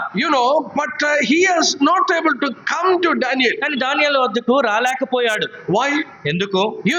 Another prince, look at verses 13. 13వ వచనం మీరు చూడండి. That the prince of the kingdom of Persia withstood me 21 days. ఆ పారసీకుల రాజ్యాధిపతి 21 దినములు నన్ను ఎదిరించెను. This is not an ordinary king sitting on the throne. నేను సాధారణమైన ఆ సింహాసనం మీద కూర్చున్న రాజు కాదు. Gabriel in the heavenly place. Gabriel పరలోక స్థలంలో ఉంటున్న దూత. He has come with the answer from God for Daniel's prayer. ఆ దానియేలు చేసిన ప్రార్థనలకి జవాబుగా దేవుని యొద్ద నుంచి వస్తున్న దూత. But the prince of Persia, ఆ పారసీకుల రాజ్యాధిపతి, that is another powerful evil spirit. ఆ ఎంతో భయంకరమైన చాలా శక్తివంతమైన ఒక దుష్టాత్మను చూస్తున్నాం. He withstood. He is not allowing Gabriel. ఆయన గబ్రియేలుని ఆపివేసినట్టు మనం చూస్తున్నాం. Can you imagine? Gabriel is a very big angel. Gabriel ఎంతో గొప్ప దూత. Gabriel also cannot go for 21 days because of this prince of the kingdom of Persia is withstanding ఈ him. పారసీకుల రాజ్యాధిపతి అనుమతి ఇవ్వట్లేదు కనుక గబ్రియేలు కూడా అక్కడి నుంచి 21 దినములు కదలలేకపోయినట్లుగా మనం చూస్తున్నాం. Then we read that Michael the archangel came to help Gabriel. అప్పుడు మిఖాయేలు దూత వచ్చినట్టుగా మనం చూస్తున్నాం గబ్రియేలుకి సహాయం చేయనకు. Then only Gabriel was able to come and show this prayer, answer to the prayer. అప్పుడే గాబ్రియేలు దానియేలు ప్రార్థన యొక్క జవాబు తీసుకుని వచ్చినట్లుగా మనం చూస్తున్నాం. But you look at here. కానీ ఇక్కడ మీరు చూడండి, We are going to look into that secret there. అక్కడున్న రహస్యంను మనం చూడబోతున్నాం. King Cyrus is ruling. కోరేషు Raju పరిపాలిస్తున్నాడు. He is a Persian king. అక్కడ పారసీకపు రాజు అయిన But కోరేషు. behind that king, కానీ ఆ రాజు వెనుక there is a prince. There is a spirit, which is behind this empire. ఈ పారసీకుల రాజ్యాధిపతి ఈ రాజ్యంనకు వెనుక ఒక దుష్టాత్మ ఉన్నట్లుగా మనం చూస్తున్నాం. It is the same spirit now. అదే ఆత్మ, ఇప్పుడున్న ఆత్మ కూడా అదే. It is a powerful spirit. అది ఎంతో బలముతో కూడి ఉన్న ఆత్మ. Why this spirit is making Iran again to fight against Israel. ఈ ఆత్మ మరొకసారి ఇరాన్ ఇజ్రాయెల్ మీద దాడి చేసేలాగా ప్రేరేపిస్తుంది. I have meditated and understood why it is so. ఈ విషయాల మీద ధ్యానించి ఇది ఎందుకు జరుగుతుందని నేను అర్థం చేసుకుంటూ ప్రయత్నించాను. These angels, this even evil spirits, they know about the time. ఈ దుష్టాత్మకు ఈ కాలముల గురించి వారికి తెలుసు. I can show you from 2 passages. రెండు వాక్య భాగం ద్వారా అది నేను మీకు చూపించగలను. When you come to Matthew, మత్తయి సువార్త chapter 8, 8వ అధ్యాయము, verses 29. 29వ వచనం గాని మనం చూసినట్లయితే, Matthew chapter 8 and verse 29. మత్తయి సువార్త 8వ అధ్యాయము 29వ వచనం. When the Lord was on this earth, ప్రభువైన యేసుక్రీస్తు వారు ఈ లోకంలో ఉన్నప్పుడు, a man was possessed with evil spirit. ఒక వ్యక్తి దుష్టాత్మ చేత పీడింపబడిన వాడిని చూస్తున్నాం. And the evil spirits, ఆ దుష్టాత్మలు they started to speak to the Lord. వారు ప్రభుతో మాట్లాడుతూ మనం చూస్తున్నాం. What did they say? వారు ఏం చెప్తున్నారు? And suddenly they cried out, saying, "What have you to do with us? You Jesus, you son of God, have you come here to torment us before the time?" 29వ వచనం, వారు ఇదిగో దేవుని కుమారుడా, నీతో మాకేమి, కాలము రాకమునుపే మమ్మను బాధించుటకు ఇక్కడికి వచ్చితివా అని కేకలు వేసిరి. They know that their time is not yet come. వారి కాలము ఇంకా సమీపించలేదని వారికి తెలుసు. When the Lord is going to come, ప్రభువైన యేసుక్రీస్తు వారు తిరిగి వచ్చినప్పుడు, we read in Revelation 20 and verses 1 to 3. ప్రకటన గ్రంథము 20 అధ్యాయం 1, 2, 3 వచనంలో మాటలు మనం First చూస్తున్నాం. thing he is going to do is ఆయన చేయబోతున్న మొట్టమొదటి పని, to bind these evil spirits in bottomless pit. సాతాను వాడి దూతలందరినీ కూడా అగాధంలో వారిని కట్టివేయటాన్ని మనం చూస్తున్నాం. That's why this evil spirit asked Jesus, అందుకే ఈ దుష్టాత్మ దేవుణ్ణి ప్రశ్నించడం మనం చూస్తున్నాం. "Have you come to torment us before the time?" మమ్మల్ని కాలము సమీపించక మునిపే మమ్మల్ని ఇలా So they know that they have 2000 years more. కనుక వారికి ఇంకా 2000 సంవత్సరాలు ఉన్నాయని వారికి తెలుసు. But when you come to Revelation chapter 12, కానీ ప్రకటన గ్రంథము 12వ అధ్యాయానికి మనం that is the middle of tribulation period. మహాశ్రమల మధ్యలో జరుగుతున్న సంఘటన అది. There was a war in heaven. పరలోకంలో జరుగుతున్న యుద్ధంలో మనం చూస్తున్నాం. Then the evil spirits were cast down from heaven. అప్పుడు దుష్టాత్మలు పరలోకం నుంచి వారు త్రోసివేయబడినట్లు మనం చూస్తున్నాం. So tribulation period is, at the middle of the tribulation period, this war in heaven is taking place. కనుక శ్రమల కాలము మధ్యలోనే పరలోకంలో యుద్ధము జరుగుతూ మనం చూస్తున్నాం. Now as these evil spirits came down, ఈ దుష్టాత్మలు దిగి వచ్చినప్పుడు, look at verses 12. 12వ అధ్యాయము 12వ వచనం మనం చూస్తున్నాం. Therefore rejoice, O heaven, and you who dwell in them. Woe to the inhabitants of earth and the sea, for the devil has come down to you, having great wrath, because he knows that he has a short time. అందుచేత పరలోకమా పరలోక నివాసులారా ఉత్సహించుడి, భూమి సముద్రమా మీకు శ్రమ, అపవాది తనకు సమయం కొంచెమే అని తెలుసుకొని బహు క్రోధము గలవాడే మీ యొద్దకు దిగివచ్చి ఉన్నాడని చెప్పాను. Because he knows he has a little time. ఆ బహు కొంచెము సమయమే ఉందని తెలుసు అని మనం చూస్తున్నాం. He knows only 3.5 years more for him. ఇంకా 3.5 సంవత్సరం మాత్రమే ఉందని అపవాదికి తెలుసు. 2000 years back, 2000 సంవత్సరాల క్రితము he knew the time is not at come. కాలము ఇంకా రాలేదని సాతానుకు తెలుసు. So more than us, Satan knows the time. కనుక మనకంటే ఎక్కువగా సాతానుకు ఈ కాలముల గురించి తెలుసు. Time when Jesus is going to come back. ప్రభువైన యేసుక్రీస్తు వారు తిరిగి వచ్చే సమయము. They are going to be bound in the bottomless pit. ఆ వారిలాగా కట్టబడదని మనం చూస్తున్నాం. So knowing the time, సమయములు తెలుసుకొని why this evil spirit is attacking Israel, ఆ ఇజ్రాయెల్ దేశంలో ఎందుకు ఈ దుష్టాత్మ దాడి చేయడానికి why ప్రయత్నిస్తుంది, this Iran is attacking Israel, Iran ఎందుకు ఇజ్రాయెల్ దేశం మీద దాడి చేస్తుంది, you know, there is a reason. దానికి ఒక కారణం ఉంది. Look at chapter 12 of Revelation. ప్రకటన గ్రంథము 12వ అధ్యాయంలోనే మనం చూద్దాం. And as this evil spirit has come down, ఈ దుష్టాత్మ దిగి వచ్చి ఉండగా look at verses 13. 13వ వచనం చూడండి. Now when the dragon saw that he had been cast to the earth, he persecuted the woman who gave birth to the male child. ఆ ఘట సర్పము దాని భూమి మీద పడద్రోయబడి ఉండుట చూచి ఆ మగ శిశువును కనిన స్త్రీని హింసించెను. That's woman who gave birth to the male child. ఆ మగ శిశువును కనిన స్త్రీని హింసించెను అని చూస్తున్నాం. That woman is Israel. ఆ స్త్రీ Israel. Unto us, Isaiah 9 verse 6. యెషయా గ్రంథము 9వ అధ్యాయం 6వ వచనం మనం చూస్తున్నాం. Unto us a son is given. మన కొరకు కుమారుడు అనుగ్రహింపబడును. The nation of Israel gave birth to the Lord Jesus Israel Christ. దేశము ప్రభువైన యేసుక్రీస్తు వారికి జననం ఇచ్చింది. Christ in his flesh came through these people. ప్రభువైన యేసుక్రీస్తు వారు శరీరధారిగా ఈ ప్రజల మధ్యకి వచ్చారు. So here it is written, మరి ఇక్కడ రాయబడిన మాట, this evil spirit is trying to persecute the woman, that is Israel. ఈ దుష్టాత్మ ఆ స్త్రీని అనగా ఇజ్రాయెల్ హింసించును అని Why చూస్తున్నాం. Israel is being persecuted? People around the Middle East, especially Iran, in war with Israel. ప్రత్యేకించి ఇరాన్ ఇజ్రాయెల్ తో యుద్ధం చేస్తూ ఇజ్రాయెల్ ప్రజలు ఎందుకు వీరందరూ హింసించుచున్నారు? This is the reason. దీనికి కారణం ఇదే. He knows he has only little time. కేవలం కొద్దిగా సమయం మాత్రమే ఉందని ఆయనకు తెలుసు. The Lord is going to come down. ప్రభు తిరిగి రానై ఉన్నాడు. He will bound them in the bottomless pit. ఆయన వారిని ఇలాగా కట్టి అగాధములో పడవేయబోతున్నాడు. So Satan is furious with Israel. అనగా సాతాను ఎంతో కోపిస్తున్నాడు ఇజ్రాయెల్ ప్రజల Because మీద. Israel is a nation that brought forth Jesus. ఎందుకంటే ఇజ్రాయెల్ దేశము ప్రభువైన యేసుక్రీస్తు వారికి జన్మనిచ్చిన దేశము. That is the reason you find Iran is against Israel, today. అందుకే ఈ రోజు ఇరాన్ దేశము ఇజ్రాయెల్ కి విరుద్ధముగా ఉందని మనం చూస్తున్నాం. It is a spirit that is behind Iran. ఆ ఇరాన్ వెనుక ఉన్న ఈ దుష్టాత్మను మనం చూస్తున్నాం. And Iran is the first country that is to be aligned with Russia to attack Israel. రష్యాతో కలిసి ఒప్పందం చేసుకుని ఇజ్రాయెల్ మీద దాడి చేయబోతున్న దేశంలో మొట్టమొదటి దేశము Iran. Again to that verse. తిరిగి ఆ వాక్య భాగమునకు మనం వద్దాం. Ezekiel 38 and verses 5. యెహెజ్కేలు గ్రంథము 38వ అధ్యాయం 5వ వచనం. Second country is mentioned is Cush. ఆ కూషీయులు అని మనం చూస్తున్నాం. That is Ethiopia. ఆ ఎథియోపియా అని మనం చెప్పొచ్చు. Not only Ethiopia, ఎథియోపియా మాత్రమే కాదు, Sudan also. సుడాన్ దేశం కూడా ఇందులోకి వస్తుంది. Sudan, northern Sudan is ruled by ISIS. ఆ సుడాన్ దేశంలో ఉన్న ఉత్తర భాగము ఐఎస్ ద్వారా అది పరిపాలించబడుతుందని మనకు తెలుసు. Osama bin Laden was protected there for 5 years. Osama bin Laden అక్కడ 5 సంవత్సరాల వరకు ఒసామా బిన్ లాడెన్ వారు సంరక్షించారు.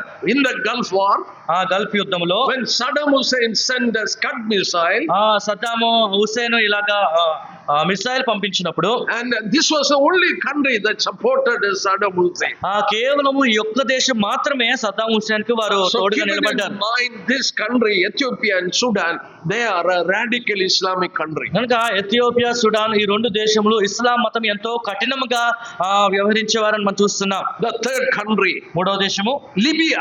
లిబియా దేశమును మనం చూస్తున్నాం. We know that Libya was ruled by Colonel Gaddafi. Libya Gaddafi ద్వారా పరిపాలించబడిందని మనకు తెలుసు. 2011 he was killed. 2011వ సంవత్సరంలో గద్దాఫీ హతమార్చబడ్డాడు.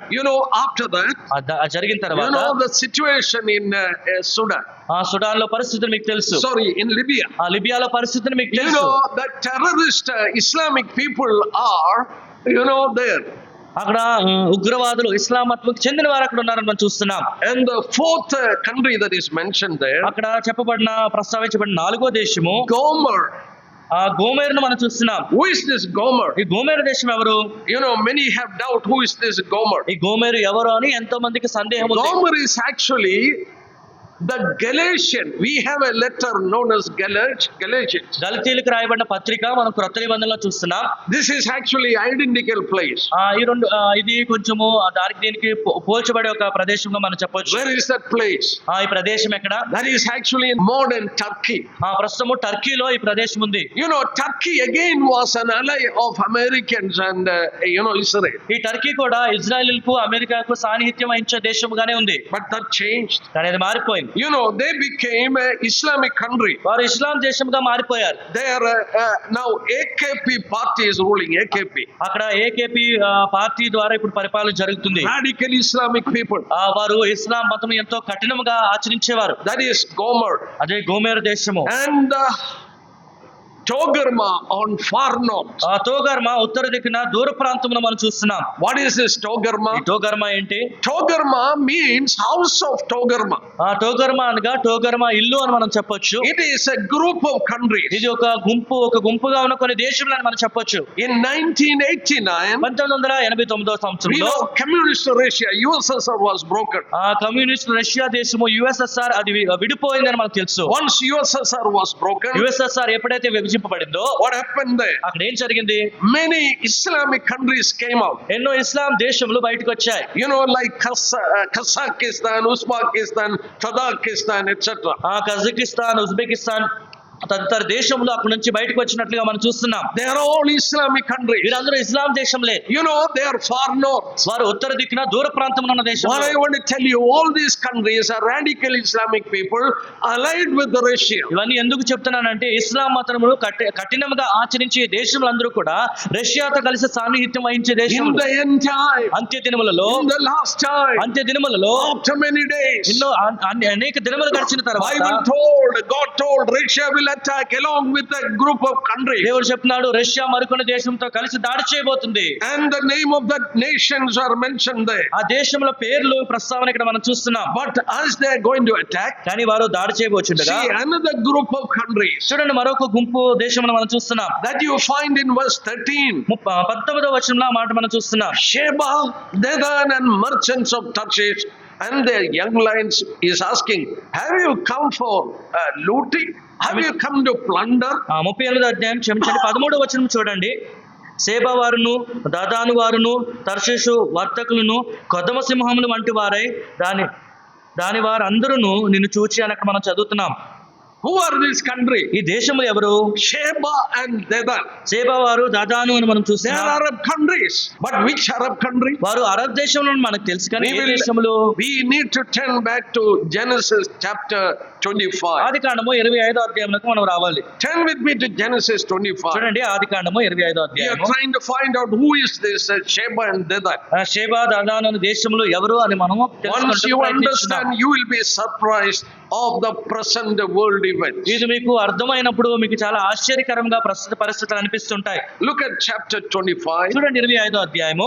and Genesis 25. I have taken Exodus. ఆదికాండము 25వ అధ్యాయము. There, after the death of Sarah, that is the wife of Abraham, సారాయి మరణించిన తర్వాత Abraham took another wife. Abraham మరొక భార్యను తీసుకున్నట్టు మనం చూస్తున్నాం. Her name is Keturah. ఆమె పేరు కెతూరా అని మొదటి వాక్యంలో చదువుతున్నాం. In Keturah, Abraham had 6 sons. ఆ కెతూరా ద్వారా అబ్రహామునకు 6 కుమారులు ఉన్నట్టుగా మనం చూస్తున్నాం. Verses 2, the second son is Jokshan. ఆ రెండో వచనంలో యోక్షాను అనే పేరు మనము రెండో కుమారుడిగా చూస్తున్నాం. And look at verses 3. మూడో వచనం చూడండి. Jokshan begat Sheba and Dedan. యోక్షాను షేబను దేదానును కనెను అని చూస్తున్నాం. So they are grandchildren of Abraham. కనుక అబ్రహాము మనవడులుగా వీరున్నారని చెప్పొచ్చు. Through Keturah. కెతురా ద్వారా వచ్చిన Now అబ్రహాము we are మనవడు. going to see where did they dwell in the Middle East. ఇప్పుడు వారు ఈ తూర్పు భాగంలో ఎక్కడ వారు నివసించారో ఇప్పుడు మనం As చూడబోతున్నాం. Abraham was alive, అబ్రహాము సజీవంగా ఉంటుండగా we read that verses 5. 5వ వచనంలో చూసినట్లయితే Abraham gave all that he had to Isaac. Abraham తనకు కలిగినది యావత్తు ఇసాకుకి ఇచ్చెను. We studied God gave gave an eternal covenant to give that land to Isaac. ఆ ప్రదేశం అంతా ఇస్సాకునకు ఇచ్చుటకు దేవుడు ఒక నిబంధన చేసుకున్నాడని మనం As చూస్తాం. Abraham was alive, అబ్రహాము సజీవంగా he ఉన్నాడు కనుక gave that land, the land of Israel, to Isaac. Israel దేశం అంతయు ఇస్సాకుకి ఇచ్చాడని చదువుతున్నాం. What did he give to these children? ఈ కుమారులకు ఆయన ఏమిచ్చాడు? Look at verses 6. 6వ వచనం చూడండి. Abraham gave gift to the sons of concubines. Abraham తన ఉపపత్నుల కుమారులకు బహుమానములు ఇచ్చి, And concubines is plural. అక్కడ ఉపపత్నులు అని మనం చూస్తున్నాం. Sarah is the wife of Abraham. ఆ సారా అబ్రహాము భార్య, But here it is written concubines. కానీ ఇక్కడ ఉపపత్నులు అని మనం చూస్తున్నాం. Hagar and Keturah. ఆగారు Keturah, They are the concubines of Abraham. వారిద్దరు అబ్రహామునకు ఉపపత్నులుగా మనం చెప్పొచ్చు. Abraham had, and while he was still living, he sent them eastward away from Isaac his son to the country of the east. తాను సజీవుడై ఉండగానే తన కుమారుడు ఇస్సాకు నద్ద నుండి తూర్పు దేశమునకు వారిని పంపివేశను. Oh, brothers and sisters, సహోదర సహోదరి, you know, Abraham gave land of Israel to Isaac. అబ్రహాము ఇజ్రాయెల్ ప్రదేశమంతా ఇస్సాకునకు ఇచ్చెను. Then the children of concubines, ఆయన ఉపపత్నుల కుమారులకు Ishmael, and Ishmael had 12 sons. ఇష్మాయేలుకు 12 మంది కుమారులు ఉన్నారు. Verses 16 is told. 16 వచనం మాటలు మనం చూస్తున్నాం. We know that Jacob had 12 sons. యాకోబుకు కూడా 12 మంది కుమారులని మనకు తెలుసు. Ishmael also had 12 sons. ఇష్మాయేలుకు కూడా 12 మంది So కుమారులే. all these children, కనుక ఈ పిల్లలందరూ, all the sons of Keturah, ఆ Keturah కుమారులందరూ Abraham has sent to eastward, Abraham వీరందరినీ తూర్పు తట్టుగా పంపివేశను. which is the east of Israel. Israel కి తూర్పు తట్టు ఏ భాగం ఉంది? If you take a map, ఒక ప్రపంచ పటం మీరు తీసుకోండి. east part of Israel ఆ ఇజ్రాయెల్ ప్రజలకు తూర్పు భాగము is actually the Arabian Peninsula, ఆ అరబ్ దేశంలో ఆ పెనిన్సులా ఉందని మనం చెప్పొచ్చు. Arabian desert. ఆ అరేబియా ఎడారి ఉందని మనం So చూస్తున్నాం. these people, these children were sent to the Arabian desert. కనుక ఈ కుమారులు వీరందరూ కూడా అరేబియా ఎడారికి వారు They పంపబడ్డారు. started to dwell there and they went down till Yemen. వారు అక్కడ నివసించడం ప్రారంభిస్తూ కింద యెమెన్ వరకు వారు విస్తరించారు. So who are these people? కనుక వీరు ఎవరు? They are Saudi Arabians, వీరు సౌదీ అరేబియాలో ఉండేవారు. UAE, యుఏఈ అని చెప్పొచ్చు. Bahrain, Bahrain, and Qatar, Qatar, Kuwait, Kuwait, Yemen, etc. Yemen దేశంలో తదితర These are దేశములు. the children of Sheba and Dedan.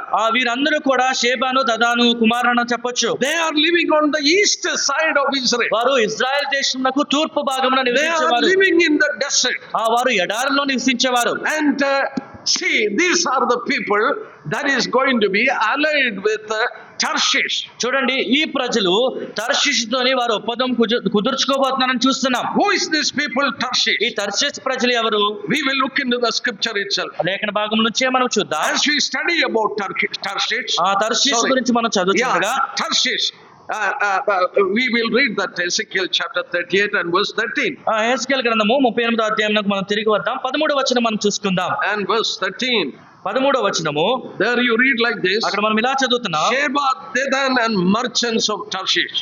Sheba వారును దదాను వారును తర్షీషు వర్తకులను అని చూస్తున్నాం. They are known as the merchants. వారిని వర్తకులుగా సంబోధిస్తున్నారు. What is the meaning of Britain? Britain అనగా ఏంటి? And they are merchants. వారు వర్తకులే. I will take 1 or 2 verses 1-2 వచనములు నేను మీకు in చూపిస్తాను. order to understand that exactly what the Bible says. ఖచ్చితంగా Bible ఏం చెప్పాలనుకున్నదో అర్థం చేసుకునేందుకు 2 వచనములు మనం చూద్దాం. You turn with me to Ezekiel 27. యెహెజ్కేలు గ్రంథము 27వ అధ్యాయము.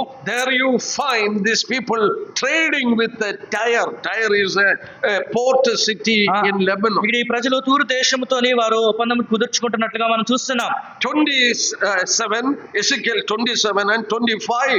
యెహెజ్కేలు గ్రంథము 27వ అధ్యాయము 25వ వచనం. The ships of Tarshish were carriers of merchandise and were filled with very glorious yes. 25వ వచనం, తర్షీషు ఓడలు నీకు బండ్లుగా ఉన్నవి, నీవు పరిపూర్ణమైన దానివై మహా ఘనముగా సముద్రం మీద కూర్చున్నావు. Verses 12. 12వ వచనం చూడండి. Tarshish was your merchant because of your many luxury goods. They gave you silver, iron, tin, lead for your goods. నానా విధములైన సరుకులు నీలో విస్తారంగా ఉన్నందున తర్షీషు వారు నీతో వర్తకము చేయుచు వెండియు ఇనుమును తగరమును సీసమును ఇచ్చి నీ సరుకులు కొనుక్కుందురు. And 2 things we understand here. ఇక్కడ 2 విషయములు మనం గ్రహించగలము. Turkish Tarshish had ships. ఆ తర్షీషు వారికి నావలు ఉన్నట్లుగా మనం చూస్తున్నాం. If they need to have ships, వారికి నౌకలు ఉండాలంటే either they have to be an island or near the sea. అయితే వారు సముద్రము మధ్య ఉండాలి లేదా సముద్ర తీరమున ఉండాలి. When you go to Genesis chapter 10, ఆది కాండము 10వ అధ్యాయంలోకి మీరు వెళ్ళినప్పుడు 4 and 5, 4-5 వచనములు మనం చూసుకుంటే Tarshish was one of the son of Javan, who is the son of Japheth. ఆ తర్షీషు యాఫేతు కుమారుడి యొక్క కుమారుడు అని మనం చూస్తున్నాం. And they are living in islands. వారు ఇలాగ సముద్రము మధ్య వారు ఉంటున్నారు. Look at Europe. యూరోప్ ని మీరు చూడండి. Britain, Scotland, Ireland, they are all islands. Britain దేశము, స్కాట్లాండ్, ఐర్లాండ్ వీరందరూ కూడా సముద్రం మధ్యంలో ఉన్నట్టు మనం చూస్తున్నాం. They have ships.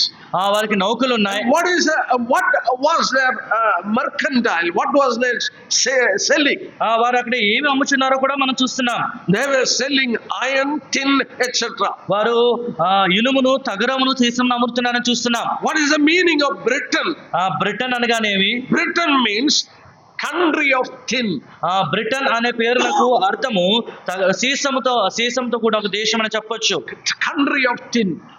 తగరము, సీసము ఇవి They were selling tin around the world. వారు ప్రపంచం అంతటా ఇది వారు అమ్ముచున్నారు. So one thing is very sure. కనుక ఒక విషయము ఖచ్చితంగా మనం చెప్పగలము. As we come back to Ezekiel 38, తిరిగి యెహెజ్కేలు గ్రంథం 38వ అధ్యాయానికి మనం వచ్చినప్పుడు not only Tarshish, కేవలం తర్షీషు మాత్రమే కాదు, and all their young lions. వారితో పాటు కొదమ సింహములు వంటి వారిని చూస్తున్నాం. Who are these young ఈ lions? కొదమ సింహములు ఎవరు? Tarshish has young lions. తర్షీషునకు కొదమ సింహములు ఉన్నాయని చూస్తున్నాం. Who is American? అమెరికా వారు ఎవరు? We see only the white people in America. అమెరికాలో తెల్లవారిని మాత్రమే మనం చూస్తున్నాం. They have come from Europe. వారు యూరోప్ నుంచి వచ్చిన వారే. 37 million Europeans immigrated to America. 37 లక్షల మంది యూరోప్ నుంచి అమెరికాకు వారు వలస వెళ్లారు. 17th century. 17వ శతాబ్దంలో ఈ సంఘటన జరిగింది. Actually, the dwellers in America was red Indians.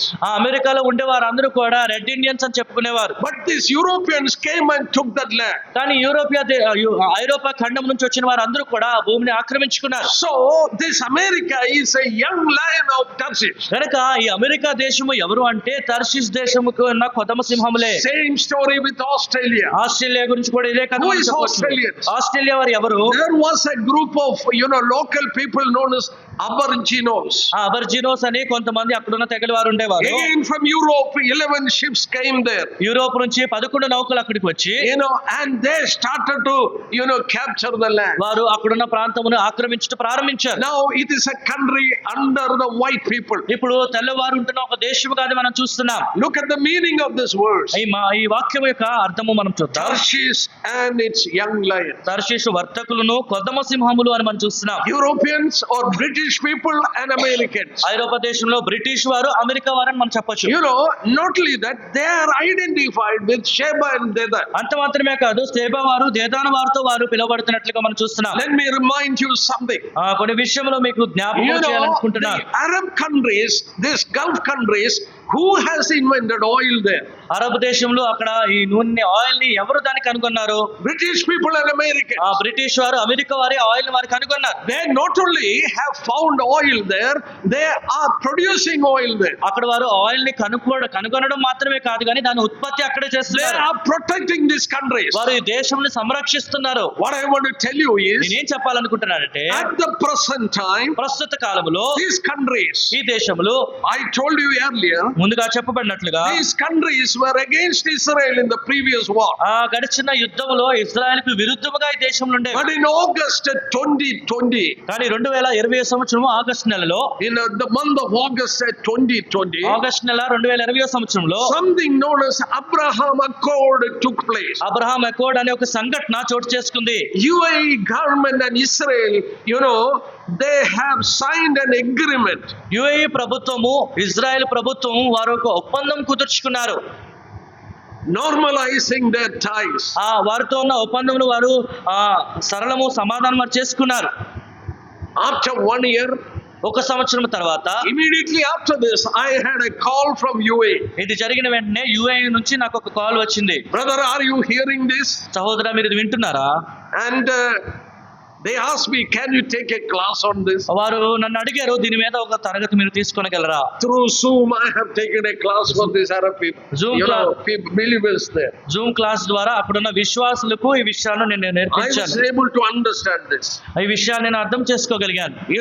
They called and told me within 1 year, వారు నాకు కాల్ చేసి చెప్పారు, ఒక సంవత్సరంలో 5,000 residence permit for Israelites was issued. Israel ప్రజలకి 5,000 మందికి రెసిడెంట్ పర్మిట్ వారు ఇచ్చారు. So many visiting visas. ఎంతో మందికి విజిటింగ్ వీసాలు వారు ఇచ్చారు. UAE government, Saudi government, Bahrain government, they are all allies of Israel now. UAE ప్రభుత్వము, సౌదీ ప్రభుత్వము, బహ్రెయిన్ ప్రభుత్వము వీరందరూ కూడా ఇజ్రాయెల్ తో ఒప్పందం కుదుర్చుకున్న ప్రభుత్వంలే. Brothers and sisters, సోదరా సోదరి, can you see the time in which we are living? ఏ కాలములో మనము జీవించున్నాం మీరు చూస్తున్నారా? These Gulf countries, ఈ Gulf దేశములన్నీ Saudi, Bahrain, Qatar, Oman, they are allied with Israel, Britain and America. Saudi, Bahrain, Qatar, Oman ఈ దేశములన్నీ కూడా Britain, అమెరికాలతో ఒప్పందం కుదుర్చుకున్న దేశములు. They have come to the allies of Israel. వారు ఇజ్రాయెల్ తోని సమాధానం పరుచుకుంటారు మనం చూస్తున్నాం. On the other part, మరొక భాగంలో radical Islamic countries ముస్లిం దేశములు ఎంతో కఠినముగా పాటించే ముస్లిం దేశములు like Iran, Iran, Sudan, Libya, Ethiopia, all these radical Islamic countries allied with Russia. ఇస్లాం దేశము కఠినముగా పాటించే వీరందరూ కూడా రష్యాతోనే వారు సాన్నిహిత్యం చేయడం We are ప్రారంభించారు. seeing that division in the Gulf area now. కనుక ఇప్పుడు గల్ఫ్ దేశంలోని నిదానంగా ఒక విభజన మనం చూడగలుగుతున్నాం. It has been divided now. ఇప్పుడు అది విభజింపబడింది. How many years back it was written here? ఎన్ని సంవత్సరాల క్రితం ఇది లిఖింపబడింది. That will be, divided into two. ఇది రెండు భాగముగా చేయబడుతుందని Keep లెక్కింపబడింది. it in mind. ఈ విషయాలు మీరు మనసులో We ఉంచుకోండి. read in 38 and verses 8. 38వ అధ్యాయం 8వ వచనం మనం చదువుకున్నాం. After many days, అనేక దినముల తర్వాత, in the later days, ఆ అంత్య దినములలో, brothers and sisters, సోదర సోదరి, so many have called me and asked me, brother, will Russia enter into this war? When Iran was in war with Israel. ఎంతో మంది నాకు కాల్ చేసి అడిగారు, ఇరాన్ దేశము ఇజ్రాయెల్ దేశంతో యుద్ధం చేస్తున్నప్పుడు రష్యా మధ్యలో ఏమైనా వస్తుందా అని వారు అడిగారు. I told them firmly, it will not happen. నేను వారికి ఖచ్చితంగా చెప్పాను, అది సంభవించదు. We have a clue here when Russians and these countries are going to attack. Russia దేశము వీరందరూ ఎప్పుడు దాడి చేయబోతున్నారో అంటే కూడా మనకి ఇక్కడ ఒక మాట మనం చూడొచ్చు. Look at here. Look at verses 8, the last part of verse 8. 38వ అధ్యాయము 8వ వచనం ఆఖరి భాగం మీరు చూడండి. We read in verses 8, last part of verse 8. 8వ వచనం ఆఖరి భాగము, These countries will attack Israel when they dwell safely. ఆయా జనులు రప్పించబడి నిర్భయముగా నివసించు జనులందరి యొద్దకును నీ వచ్చదు. వీరు నిర్భయంగా నివసిస్తున్నప్పుడు దాడి చేస్తారని మనం చూస్తున్నాం. Look at verses 14 also. 14వ వచనం కూడా మనం చూద్దాం. Son of man, prophecy is said to go, thus says the Lord God, on that day when my people Israel dwell safely, you will not know it. 38వ అధ్యాయం 14వ వచనంలో కూడా, కాగా నరపుత్రుడా ప్రవచనమెత్తి గోగుతో ఇట్లనుము, ప్రభువు యెహోవా సెలవిచ్చినది ఏమనగా, నా జనులకు ఇశ్రాయేలీయులు నిర్భయముగా నివసించు కాలమున నీవు తెలుసుకొందువు గదా. When they are going to dwell safely. నిర్భయముగా నివసించు కాలము. Israel was born in 1948, May 14. Israel దేశము మే నెల 14వ తారీఖు 1948వ సంవత్సరంలో ఉద్భవించింది. Next day they had to face war. మరుసటి దినమే యుద్ధము వారికి ఎదురైంది. From that time onwards, అప్పటి నుంచి they are always with arms. ఎల్లప్పుడూ వారు యుద్ధ శస్త్రములతోనే ఉన్నారు. Every woman in Israel is a trained soldier. Israel దేశంలో ప్రతి స్త్రీ కూడా సైన్యమునకు సిద్ధపరచబడిన వారే. It is compulsory that women and men have to be in the army. స్త్రీలేమి పురుషులేమి అందరూ కూడా సైన్యంలో ఉండుట అది అవశ్యము. So there are men and women in the arms. కనుక వారు పురుషులైన స్త్రీలైన యుద్ధ శస్త్రములు పట్టుకుని ఉన్నారు. It is compulsory that women also should serve the army. ఆ స్త్రీలు కూడా సైన్యంలో ఉండాలంట, అది ఆవశ్యకం అని చూస్తున్నాం. See, and even after coming out of the army, వారు సైన్యం నుంచి బయటకు వచ్చిన తర్వాత కూడా there are arms in their homes. వారి ఇంట్లోనే యుద్ధ శస్త్రాలు వారికి ఉంటాయి. So when Israel government calls them, they have to come for the war. కనుక ఇజ్రాయెల్ ప్రభుత్వం వారిని పిలిచినప్పుడు వారు యుద్ధం కొరకు రావడానికి సిద్ధముగా ఉండాలి. Israel has never put down their arms.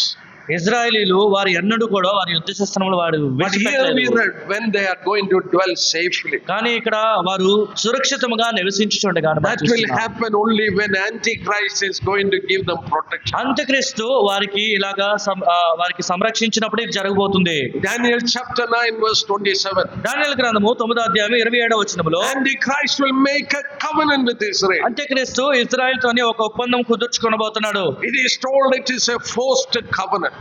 బలవంతంగా వారితో ఒప్పందం కుదుర్చుకొనబోతున్నాడు. Not only with Israel, the surrounding countries also. కేవలము ఇజ్రాయెల్ ప్రజలతో మాత్రమే కాదు, చుట్టుపక్కల ఉన్న దేశములతో కూడా. In that forced,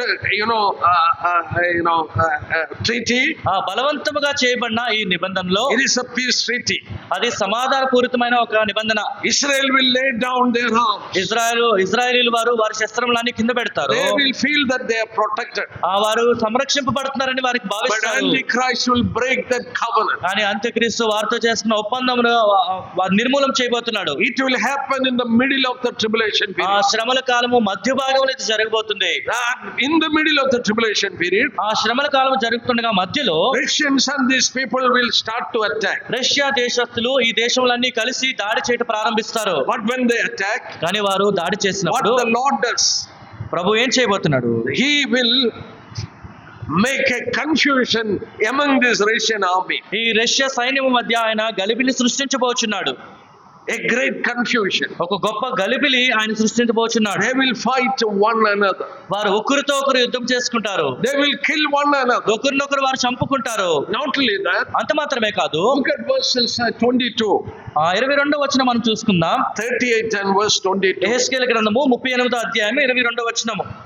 I will bring judgment with pestilence and bloodshed. I will rain down on him and his troops and on his many people who are with him, flooding rain, great hailstorm, fire and brimstone. యెహెజ్కేలు గ్రంథము అదే 38వ అధ్యాయం 22వ వచనం మనం చదువుకుందాం. తెగులు పంపి హత్య కలుగజేసి అతని మీదను అతని సైన్యపు వారి మీదను అతనితో కూడిన జనముల అనేకుల మీదను ప్రళయమైన వానను పెద్ద వడగంట్లను అగ్ని గంధకములను కురిపించి నేను అతనితో వ్యాజ్యమాడుదును. Great hailstorm will fall on this army. పెద్ద వడగండ్లు ఈ సైన్యం మీద పడబోచున్నవి. Great earthquake. గొప్ప భూకంపములు. There will be total confusion. వారు ఎంతో గలిబిలి చెందుతారు. They will shoot each other. వారు ఒకరినొకరు వారు చంపుకుంటారు. And God will pour out big stones from above. దేవుడు పైనుంచి వారి మీద వడగండ్లు కురిపింపచేయును. God has a storeroom like that in heaven. ఆ పరలోకమందు దేవుడికి ఇలాగ ఒక స్టోర్ రూమ్ లా ఉందని మనం చెప్పొచ్చు. If you turn to Job chapter 38 యోబు గ్రంథము 38వ అధ్యాయం మనం చూసినట్లయితే and verses 22, 22వ వచనం మనం చూసుకుందాం. there it is written, అక్కడ ఇలా రాయబడి ఉంది. have you entered the treasury of snow, or have you seen the treasury of hail, which I have reserved for the time of trouble, for the day of battle and war? యోబు గ్రంథము 38వ అధ్యాయం 22వ వచనం చూసినట్లయితే నీవు హిమము యొక్క నిధులలోనికి చొచ్చితివా, ఆపత్కాలమున కొరకు యుద్ధము కొరకును యుద్ధ దినము కొరకును నేను దాచి ఉంచిన వడగండ్ల నిధులను నీవు చూచితివా. God has a treasure room and he told he has kept it for the time of trouble. యుద్ధ దినము కొరకును ఇవన్నీ ఆయన దాచి ఉంచినట్లుగా దేవుడు సెలవిస్తున్నాడు. When the Russian army along with this terrorist Islamic countries, Russia సైన్యము ఈ ఉగ్రవాద ముస్లిం దేశములతో పాటు కలిసి when వచ్చినప్పుడు they enter into attack Israel, వారు ఇజ్రాయెల్ దేశం మీద దాడి చేయుటకు there will be ప్రవేశించినప్పుడు great earthquake. అక్కడ భూకంపములు సంభవిస్తాయి. They will have a total confusion. వారి మధ్య ఎంతో గలిబిలి చెందుతారు. They will shoot each వారు other. ఒకరినొకరు చంపుకుంటారు. And the Lord will rain hailstone from దేవుడు above. పైనుంచి వడగండ్ల వర్షం కురిపింపబోచున్నాడు. The full army will die there. సైన్యం అంతా కూడా అక్కడ హతమార్చబడతారు. And not only they are going to be killed there, వారు అక్కడ హతమార్చబడతారు. అంత మాత్రమే కాదు, we read that it will take 7 months to bury them. వారిని పాతి పెట్టుటకు 7 నెలల సమయం పడుతుందని కూడా మనం చూస్తున్నాం. Look at chapter 39, 39వ అధ్యాయం మీరు చూడండి, verses 12. 12వ వచనం మనం చూస్తున్నాం. There it is written, for 7 months the arms of Israel will be burying them. దేశమును పవిత్రపరచుచు ఇజ్రాయేలీలు 7 నెలలు వారిని పాతి పెట్టుచుందురు. Look at verses 14. 14వ వచనం చూడండి. 39వ They will అధ్యాయం. set apart men regularly employed with the help of a search party to pass through the land and bury those bodies remaining on the ground in order to cleanse it, and even at the end of 7 months they will make a search. The search party will pass through the land, and when anyone see a man's bone, he shall set up a marker by it till the buriers have buried it in the valley of Hammam Gog. 39వ అధ్యాయము 14-15 వచనం మనం చూసినట్లయితే, దేశమును పవిత్రపరచుటకై దానిలోనున్న కళేబరములను పాతిపెట్టు వారిని దేశమును సంచరించి చూచుచు వారితో కూడా పోయి పాతిపెట్టు వారిని నియమించెదరు. 7 నెలలైన తర్వాత దేశమునందు తనిఖీ చేసెదరు. దేశమును సంచరించి చూచువారు తిరుగులాడుచుండగా మనుష్య శల్యం ఒకటైనను కనబడిన ఎడల పాతిపెట్టువారు హొమోన్గోగు లోయలో దానిని పాతిపెట్టు వరకు అక్కడ వారేదైనా ఒక ఆనవాలు పెట్టుదురు.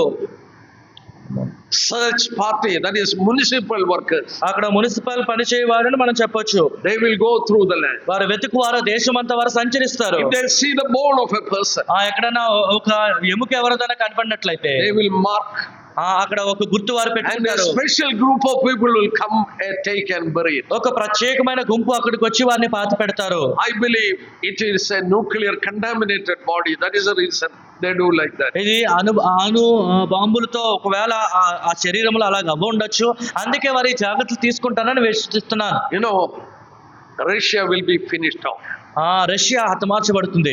The Lord will fight for Israel. ప్రభువు ఇజ్రాయెల్ తరపున యుద్ధము చేయబోచున్నాడు. You know, then they will understand that it is their God. అప్పుడు ఇది వారి దేవుడు అని వారికి అప్పుడు వారు గ్రహిస్తారు. Look at the last verse of chapter 39 చూడండి 39వ అధ్యాయము ఆఖరి వచనములు మనం చూద్దాం. and verse 29. 29వ వచనము, I will not hide my face from any more, for I shall have poured out my spirit on the house of Israel, says the Lord God. అప్పుడు ఇజ్రాయేలీల మీద నేను నా ఆత్మను కుమ్మరించదను గనుక నేను ఇకను వారికి పరాత్మకుండనై ఉండను. ఇదే ప్రభువగు యెహోవా వాక్కు. The Israelites will know the Lord because of this. దీన్ని బట్టి ఇజ్రాయెల్ ప్రజలు దేవుణ్ణి తెలుసుకుంటారు. What I want to tell you, dear ones, నేనేం చెప్పాలనుకున్నాను ప్రియులారా, Russia, communism is broken. Russia దేశంలో కమ్యూనిజం అది చీలిపోయింది. They wanted to have acceptance in the world politics. వారు ప్రపంచ రాజకీయంలోనే అందరి చేత అంగీకరింపబడాలని ఆశించారు. 2008, 2008వ సంవత్సరంలో they attacked Georgia. వారు జార్జియా దేశం మీద దాడి చేశారు. 2014, 2014వ సంవత్సరంలో they captured Crimea. వారు క్రిమియా మీద దాడి చేశారు. 2022, 2022వ సంవత్సరంలో they attacked Ukraine. వారు యుక్రెయిన్ మీద దాడి చేశారు. But they are not winning. కానీ వారు గెలవట్లేదు. Now in this political situation, ఇప్పుడు ఈ రాజకీయ పరిస్థితుల్లో you know, many people thought this Iran involving in the war, Russia will come. Iran ఇప్పుడు యుద్ధం చేస్తుంది కనుక రష్యా కూడా వస్తుందని ఎంతో మంది అనుకున్నారు. Many thought it will be flare up into a world war. ఒక గొప్ప ప్రపంచ యుద్ధం రాబోతుందని అందరూ అనుకున్నారు. But from the Bible we understand, Bible గ్రంథం నుంచి మనకి Russia ఏమర్థమవుతుందంటే cannot involve now. Russia ఇప్పుడు ఈ పరిస్థితిలో మధ్యలో ఇన్వాల్వ్ అవ్వదు. But things are ready. They are allies, as the Bible has foretold us 2600 years back. The allies are already on the allies of Russia. ఇప్పుడు Russia వ్యవహరించదు కానీ ప్రస్తుతము 2600 సంవత్సరాల క్రితం బైబిల్లో చెప్పబడినట్లుగా రష్యా సాన్నిహిత్య దేశములన్నీ కూడా సిద్ధముగా ఉన్నాయి. The other countries ఇతర దేశములు like Saudi, Kuwait, Bahrain, etc. allied with Britain and America. Saudi, Kuwait, Bahrain దేశములన్నీ కూడా బ్రిటన్, అమెరికా దేశములతో ఒప్పందం కుదుర్చుకుని ఉన్నాయి. What a great God we have. ఎంత గొప్ప దేవుడు మనకున్నాడు. He was able to tell it 2600 years back. 2600 సంవత్సరముల క్రితమే దేవుడు ఇవన్నీ కూడా స్పష్టంగా తెలియజేశాడు. Before us, మన ముందు these allies have already taken place. వారి ఈ ఒప్పందములన్నీ కూడా వారు కుదుర్చుకున్నారు. But the things that is happening in the Middle East, కానీ తూర్పు దేశంలో సంభవిస్తున్న సంఘటనలో and Donald Trump is trying to bring Gaza and all, you know, under him. Donald Trump గాజాని తన పరిపాలనలోకి తీసుకురావాలని అనుకుంటున్నాడు. I don't think it will happen. అది జరుగుతుందని నేను భావించట్లేదు. I think they cannot control this terroristic groups. వారు ఈ ఉగ్రవాద సమస్యల్ని వారు నియంత్రించలేరని నేను భావిస్తున్నాను. This is a religious problem. ఇది ఒక మతపరమైన సమస్య. If you go to Ezekiel chapter 35, యెహెజ్కేలు గ్రంథము 35వ అధ్యాయంలోకి మీరు I don't వెళ్ళినట్లయితే, want to go into detail, but I will stop. ఆ వివరంలోకి నేను వెళ్ళట్లేదు. You know, chapter 35, 35వ అధ్యాయంలో you know, the Lord is speaking to the house of Esau. ప్రభు యేషావు ఆ కుటుంబంతో మాట్లాడుతూ మనం చూస్తున్నాం. Son of man, set your face against Mount Seir. నరపుత్రుడా, శయీరు పర్వతం వైపు నీ ముఖము త్రిప్పుకొని అని 2వ వచనంలో చూస్తున్నాం. Who is dwelling in Mount Seir? శయీరు పర్వతం పైన ఎవరున్నారు? When you go to Deuteronomy chapter 2, ద్వితీయోపదేశ కాండము 2వ అధ్యాయంలో first 5 verses, మొదటి 5 వచనం మీరు we చదివినట్లయితే know that Mount Seir is given to the descendants of Esau. ఆ షయీరు పర్వతము ఏశావు తదితరులు వారి సంతతి వారికి ఇవ్వబడింది He అని is మనం a చదువుతున్నాం. twin brother of Jacob. ఆయన యాకోబుకు సహోదరుడు. You know, and Esau was trying to kill Jacob. ఏశావు యాకోబుని చంపాలని ఆశించాడు. And look at verses 5. 5వ వచనం మీరు చూడండి. Because you have had an ancient hatredness. ఆ 5వ వచనం కానీ మనం చూసినట్లయితే మీరు వారు ముందుగా ద్వేషించారని మనం చూస్తున్నాం. You have an ancient hatredness. మీరు ఎడతెగని పగ మీరు కలిగి ఉన్నారని 5వ వచనంలో చూస్తున్నాం. Oh, this hatredness started in the tents of Abraham. ఈ పగ అబ్రహాము గుడారముల్లోనే ప్రారంభమైంది. Between two sons. ఇద్దరు కుమారుల మధ్య ప్రారంభమైంది. Esau hated, Jacob. ఏశావు యాకోబుని ద్వేషించాడు. And that hatredness in the blood of their descendants. ఆ ద్వేషము వారి సంతతి వారి రక్తములో కూడా మనకు కనిపిస్తుంది. Now they are asking. ఇప్పుడు వారు ఏం అడుగుతున్నారు చూడండి. Look at verses 12. 12వ వచనం చూద్దాం. 35వ అధ్యాయము. There it is written. అక్కడ రాయబడిన మాటలు. The mountains of Israel, they are desolate. They are given to us. అవి పాడైనవి, అవి మనకు ఆహారముగా అప్పగింపబడినవి. This land is given to us. ఈ ప్రదేశము మాకు ఇవ్వబడినది. These Arab people are claiming that land. ఈ అరబ్ దేశంలో ఆ దేశం గురించి అది వారిదని కైవసం చేసుకుంటున్నారు. But God says, I have heard the blasphemy you speak. కానీ దేవుడు చెప్తున్నాడు, మీ దైవ దోషులను నేను విన్నాను. Because God by eternal covenant has given to Isaac and his descendants. దేవుడు ఆయన నిత్య నిబంధన ఇస్సాకు తదితరులకు వారి సంతానానికి ఇచ్చినట్టుగా మనం చూస్తున్నాం. They say, we have, this is land given to us. ఇది మనకు ఆహారముగా అప్పగింపబడిన దేశం అని వారు చెప్తున్నారు. Look at chapter 36. చూడండి 36వ అధ్యాయంలో verses 3. 3వ వచనం చూసినట్లయితే, And here it is written. ఇక్కడ రాయబడిన మాట Last part of verses 3. 3వ వచనము ఆఖరి భాగంలో చూసినట్లయితే, You have taken up by the lips of talkers, slandered by the people. ఇటువంటి అపహాస్యపు పదములు మాట్లాడు వారి గురించి మనం చూస్తున్నాం. Last part of verses 6. 6వ వచనము ఆఖరి భాగంలో కూడా, You have borne the shame of the nations. ఈ దేశముల యొక్క సిగ్గు అంతా మీరు మీ దగ్గర ఉందని చూస్తున్నారు. People say, ఆ ప్రజలు ఏం చెప్తున్నారు? Israel has captured the land of Palestinians. Israel ప్రజలు పాలస్తీనా దేశంలో కైవసం చేసుకున్నారని చెప్తూ They ఉంటారు. are telling the blasphemy. వారు దైవ దోషం చెప్తున్నారు. You are a talk among the nations. వారు దేశముల మధ్య మాట్లాడుకునిచున్నారు. God is telling, I am hearing this. దేవుడు చెప్తున్నాడు, నేను వింటున్నాను. When the Lord has given this land to these people, దేవుడు ఈ ప్రదేశం ఈ ప్రజలకు ఇచ్చి ఉండగా, ancient hostility has flared up. ఎప్పుడు నుంచో ఉన్న ఎడతెగని ఆ పగ తిరిగి వచ్చింది. That will, has precipitated as many wars. అది ఎన్నో యుద్ధములుగా అది మారబోతుంది. Now there is going to be a final war. ఇప్పుడు ఆఖరిగా ఒక యుద్ధము సంభవించబోతున్నది. That will be a great war. అది ఒక గొప్ప యుద్ధముగా ఉండబోతుంది. A war under the leadership of Russia. ఈ యుద్ధము రష్యా నాయకత్వం వహించుచుండగా జరగబోయే యుద్ధము. God, many 2600 years back, దేవుడు 2600 సంవత్సరముల క్రితమే told Russia, you be at the leader of this. నీవు నాయకుడిగా వహించవలసి ఉన్నదని రష్యాకు దేవుడు తెలియజేస్తున్నాడు. These people are, fully armed with the Russian weapon. ఈ ప్రజలు అందరూ కూడా రష్యా వాడుతున్న యుద్ధ శస్త్రంతో నిండి ఉన్నవారే. Things are ready. అన్ని సిద్ధముగా ఉన్నాయి. All that is hindering is the church on this earth. వారికి అడ్డంకిగా ఉన్న ఒకే ఒకటి ఈ లోకములో ఉన్న సంఘము. Once a church program is over, ఒకసారి ఈ సంఘము ప్రణాళిక ముగింపబడిన తర్వాత they will be raptured. వారు ఎత్తబడతారు. Then the things that has to happen, which is revealed to us, అప్పుడు జరగవలసిన సంఘటనలన్నీ కూడా మనకు బయలుపరచబడిన ఈ సంఘటనలు, that will happen just like that. ఇవన్నీ అలాగే చోటు చేసుకోబోచున్నవి. But as I have told you earlier, కానీ ముందుగానే చెప్పినట్లుగా already time of rapture is over. We are living in an extended time. మనకి మన సమయము అయిపోయింది. కాలము పొడిగింపబడిన కాలంలోనే మనం ఉన్నాము. Anytime the Lord can come and take us. ఏ సమయమైందైనా ప్రభు వచ్చి మనల్ని కొనిపోవును. Let us get prepared. కనుక మన సిద్ధముగా ఉందాం. We have a wonderful God and wonderful word. మనకి ఎంతో అద్భుతమైన ఒక దేవుడు, ఆయన వాక్యం మన చేతిలో ఉంది. He was so kind to us to reveal all this. ఆయన మన పట్ల ఎంతో దయ చూపించి ఇవన్నీ మనకు బయలుపరిచారు. As Daniel told, none of the wicked will understand, none of the wise will understand. దానియేలు చెప్పినట్టుగా ఈ విషయాలు దుష్టులు అర్థం చేసుకోలేరు, కానీ జ్ఞానులు గ్రహింపగలరు. Knowing all these things, let us get ready. ఈ విషయములను తెలుసుకొని మనం సిద్ధపడతాం. We are going to stand before the Lord. మనం ప్రభు ఎదుట నిలబడబోతున్నాము. He is going to examine our life. ఆయన మన జీవితంలో ఆయన పరీక్షించబోతున్నాడు. When we are going to see him, మనం ఆయన చూచినప్పుడు let our joy be in full. మన ఆనందం మనం అత్యధికంగా ఆనందించలాగా. So let us get prepared these days. ఆయన కొరకు మనం సిద్ధపడతాం. May the Lord bless us. ప్రభు మనల్ని ఆశీర్వదించును గాక. Thank you very much. అందరికీ వందనాలు.